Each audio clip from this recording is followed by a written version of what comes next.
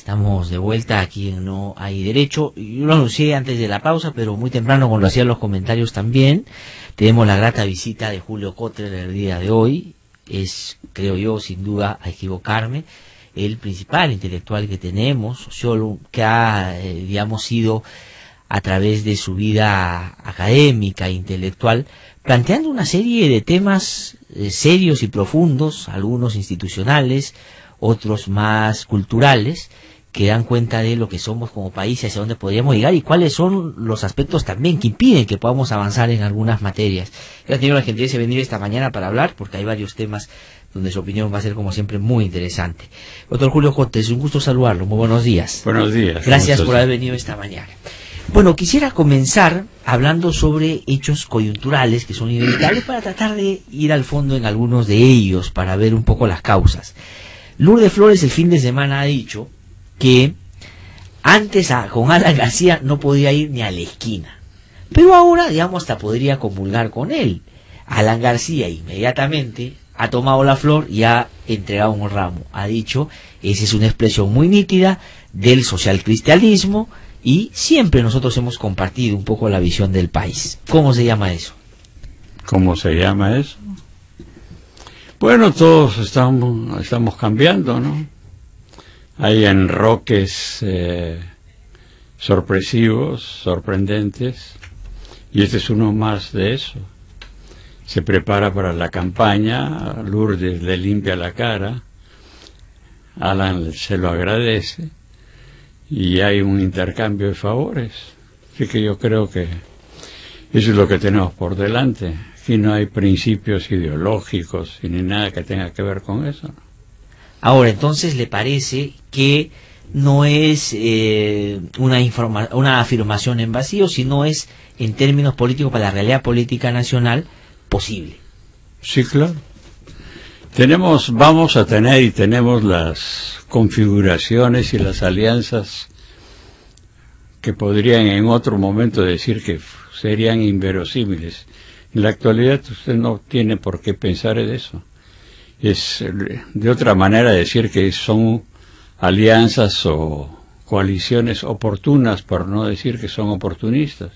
Ajá. En que lo único que figura es la manera en que alguien puede ganar posiciones dejando a un lado todo lo que sea planteamientos teóricos, filosóficos o morales, ¿no?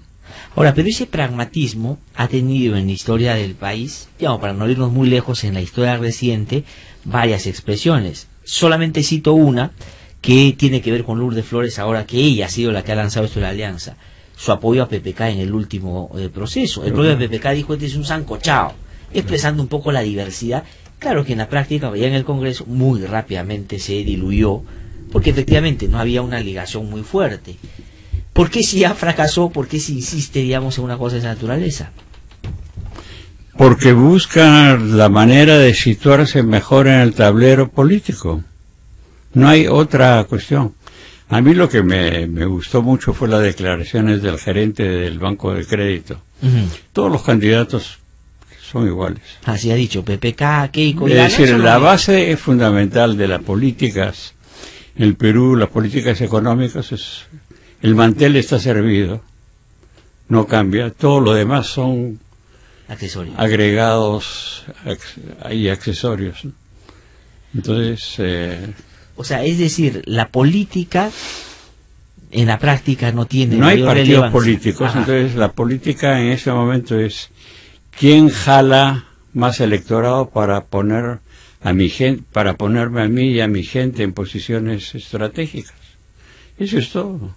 Entonces estamos frente a una continuidad en lo económico que termina siendo en la política peruana central. Usted ha mencionado ya hace mucho tiempo una tecnocracia dura en un Estado que no permite las reformas. Pero claro. Y en la política que una simulación de política solo electorera, digamos, de votos. No, se trata de gente que está buscando situarse por diferentes motivos, subir en posiciones económicas, asegurarse posiciones de prestigio, de poder, en que no sobre un fundamento en que todos están de acuerdo. Ajá. Entonces, lo único que usted te encuentra es la personalización total de la política. Y en el caso de un protagonista, no de esta elección, pero del anterior, que además terminó haciéndose del triunfo, Ollanta Humala, que él se supone era el cuarto o quinto, pero que más bien desentonaba con los otros. Claro. ¿Por qué ha terminado? Es decir, el presidente del Banco de Crédito podría haber dicho, Ollanta Humala también fue igual, Pero claro. ¿no es cierto? Pero ¿por qué pasa eso en un caso de alguien que más bien en el discurso, en la búsqueda de los votos, levanta unas banderas así distintas a esas? Pero la pregunta sería, ¿con qué facilidad se cambia de banderas apenas uno entra a Palacio de Gobierno? Los tres, Toledo, García y Humala, tenían planteamientos, yo que sé, indigenistas, nacionalistas, redistributivos, populistas. Al cabo de 24 horas entra un ministro y le pone las cartas sobre la mesa y las acepta totalmente. ¿Por qué? Esa sería la gran pregunta. ¿Cuáles serían los argumentos que valieron para que el señor Castilla en 24 horas convenciera a Humala de cambiar totalmente sus planteamientos? ¿El miedo? ¿La amenaza? O la realidad de los hechos. Decirle, si es que tú cambias, todo el mundo te va a abandonar y te vas a quedar solo y te vas a caer en 6 meses, tú solito. Claro, pero el asunto está, doctor Julio Kotler, que el presidente Ollanta Humala, para poner ese ejemplo, cambió totalmente, se sometió a eso, pero al final le están respondiendo también con responsabilizándolo de que las cosas no salieron bien. Es decir, él hizo todo lo que le dijeron y al final se dan el lujo de decirle, por tu culpa es que estamos mal. Claro, porque le exigen que haga cosas que ellos cuando fueron gobierno no lo hicieron. A mí eso me parece a mí extraordinario, es ver a personas que exigen reformas estructurales que estuvieron en el gobierno durante 20 años, no las hicieron las reformas estructurales, pero cuando salen del gobierno les exigen a los otros que sí las hagan. Ajá. Usted se da cuenta que eso es un juego de quién tiene la mejor baraja de los naipes. Sí, pero a mí me pareció, ya en medio de la sabida debilidad del presidente Humala y de su gobierno, los hechos posteriores a su mensaje 28 me parecieron a mí más dramáticos políticamente que los previos. ¿En qué sentido? Él hace un mensaje, es cuestionado por, en fin, una serie de cosas, pero cuando estaba tratando de interpretar su mensaje, porque a la gente no le quedó claro, pero para ellos es suficiente, salen representantes de los empresarios y dicen, el responsable de que la economía esté mal es este señor, y él tiene que salir y decir, oigan, señores, yo hasta boca a boca les he dado respiración, yo les he dado todo lo que han pedido, y así me pagan, ¿no es cierto? Más o menos como, yo quiero odio más que indiferencia, ¿no es cierto? ¿No? Bueno, pero es que alguien tiene que responsabilizarse. Porque la historia andaba muy bien mientras estábamos en el boom de las exportaciones. Entonces todo lo que era los problemas institucionales podían pasarse por encima, olvidarse de ellos. En el momento que acaba el ciclo, aparecen todas las deficiencias del Estado a flor de piel, y entonces a alguien tiene que echarle la culpa. No le van a echar la culpa a los tecnócratas que estuvieron durante 20 años en el Ministerio de Economía o en el Banco Central, sino le van a echar la culpa a la otra persona. Ahora, pero eso es dramático, porque esos tecnócratas probablemente se sigan quedando en el Ministerio de Economía en el próximo gobierno. Pero por supuesto. Pero el presidente de las banderas de la gran transformación termine que en la irrelevancia política. Bueno, pues que los protagonistas, los actores protagónicos desde los años 90 son los tecnócratas y los empresarios. Los políticos están en un segundo plano. En el Perú se nombra a un miembro del Banco Central de Reserva, el Congreso nombra a un miembro del Banco Central de Reserva en 24 horas. Ajá. Durante 5 años no pueden nombrar a un defensor del pueblo. Sí, pues. Nomás esa fue la condición. O sea, los miembros del BCR fue la condición para poder, digamos, avanzar en otras cosas. Hay un consenso político sobre cuál debe ser la orientación económica. Ese es un parámetro. Si es que hay un poco más para aquí o un poco más para allá, ellos son minucias. El problema es que hay una pared bien clara sobre cuál es, que señala muy claramente cuál es la orientación económica. La política es un dato accesorio que no tiene mayor importancia. Este es un país en el que toda se hace política a través de decretos legislativos del Ejecutivo. Si usted compara los decretos legislativos por el Ejecutivo con las leyes dadas por el Congreso, se encontrará que la relación es de 1 a 5. Así es. Sí. Nosotros, por ejemplo, yo creo que le conté la vez pasada, pedimos información, argumentando la ley de acceso a la información pública, sobre cómo se había hecho la ley Pulpín, cómo comenzó, quién la propuso, y no tenían información porque parece que tenía vía directa y de frente llegó Economía y no transitó ni por trabajo ni por otras. Claro, por supuesto. ¿No? Ahora, le pregunto por otro tema que usted acaba de mencionar. A ver, ha dicho que hay un grupo de tecnócratas, un grupo de empresarios, que en la práctica son los que marcan la pauta y hacen la política, digamos, ¿no es cierto? Al margen de los partidos que juegan a hacerla, pero que en la práctica es irrelevante lo que hacen. ¿Entran ahí los medios de comunicación como un actor relevante? Pero claro, son los grandes parlantes, ¿no? ¿Hasta qué punto los medios son los que colocan, los que formulan la agenda política? Ese es un problema a discutir y a investigar. Pero el trípode es, pues, tecnócratas, empresarios, medios de comunicación y las agencias que están alrededor de los medios de comunicación, que viene a ser una cuestión muy importante. Son todos los recursos humanos, imagen corporativa, las relaciones públicas, en fin. Y luego se encuentra con los políticos, pero que los políticos están muy limitados porque no tienen las capacidades intelectuales como para darse cuenta. Están muy dependientes de los intereses empresariales o de intereses particulares. Es decir, usted se encuentra con el bloque de los dueños de universidades, se encuentra con los representantes de los bancos, en fin, se encuentra con los juegos democráticos de las representaciones de intereses particulares en las que se negocia las cosas.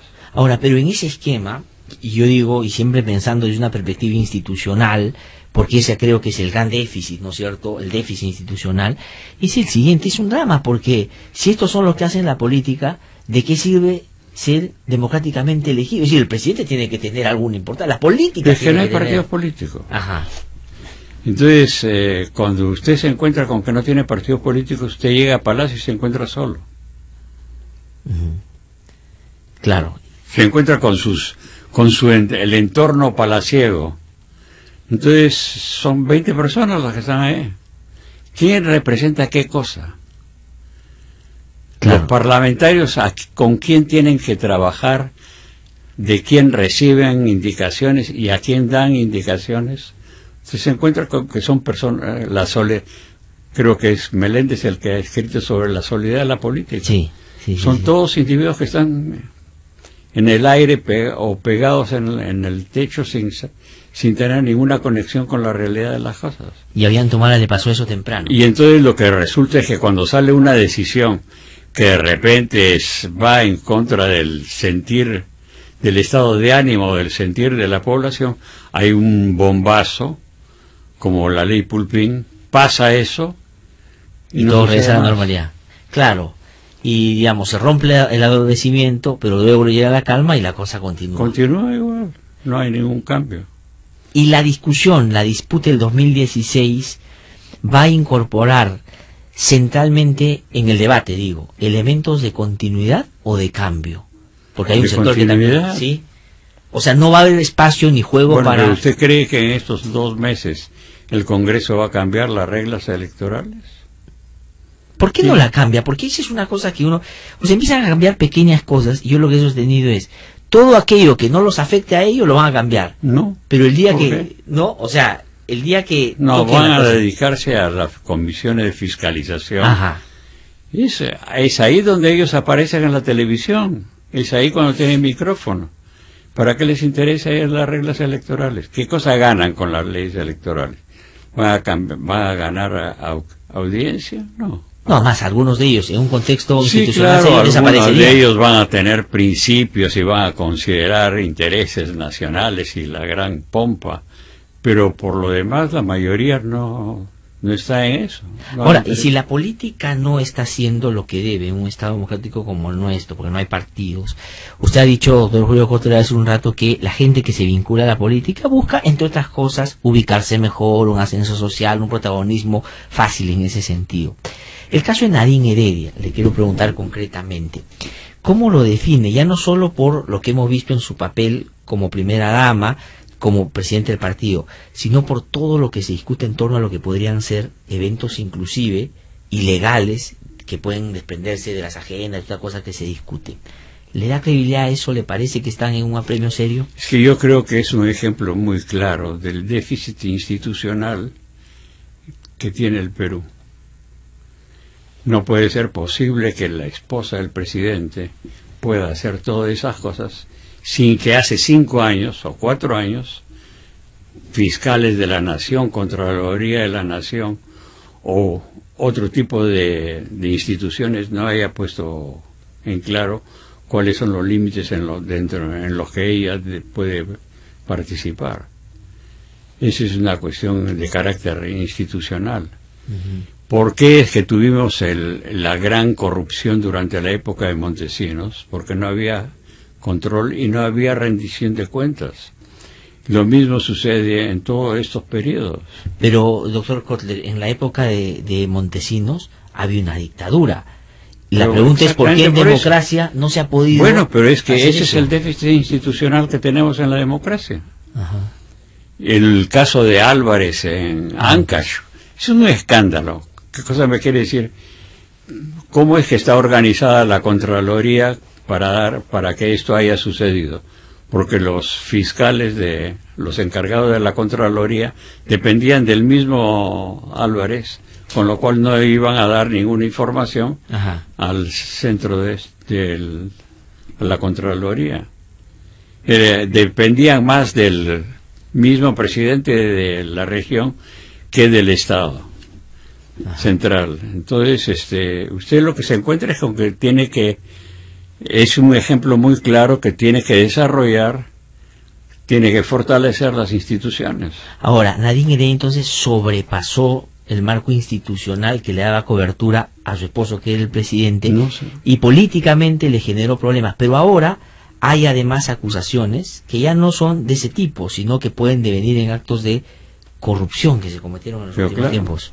¿Eso cómo lo ve? Cuando no hay controles, se abren las posibilidades de corrupción por cualquier lado. Ahora, no voy a entrar en las condiciones personales Sí, de no. moralidad y de prácticas de cualquier persona, pero lo que es fundamental es que la democracia se funda fundamentalmente en instituciones que controlan, que fiscalizan a la autoridad y al entorno de la autoridad.